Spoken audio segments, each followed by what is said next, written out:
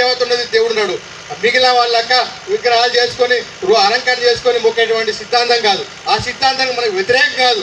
ఎవరైతే మన యొక్క మూల సిద్ధాంతాన్ని, ఈ దేశానికి నాగరికత నేర్పిన సిద్ధాంతాన్ని, ఈ హిందుత్వానికే కాదు ముస్లింలకి, క్రిస్టియన్లకి, జైన్లకి, బౌద్ధిజానికి యొక్క ఏదైతే ధర్మాన్ని, ప్రకృతి ధర్మాన్ని నేర్పినటువంటి గొప్ప సిద్ధాంతమే మన ఒంట్లో ఉంది.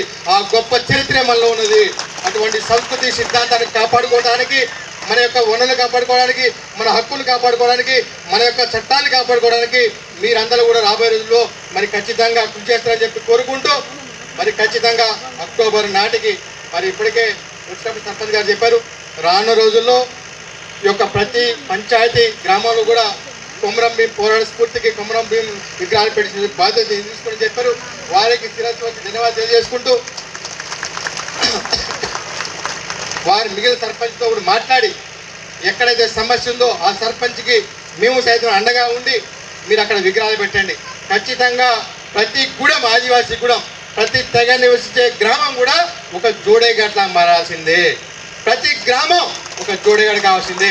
ప్రతి బిడ్డ, ఆడ, మగ, ముసల, ముతక, చిన్నపిల్లడ కాదు, ప్రతి ఒక్కరు కొమరం భీం, బిర్సా ముండా, రాణి దుర్గావతి, రాణి జిగోడ్ సమ్మక్క సాలములు అయినప్పుడే ఎవడైతే లంబరుడే కాదు.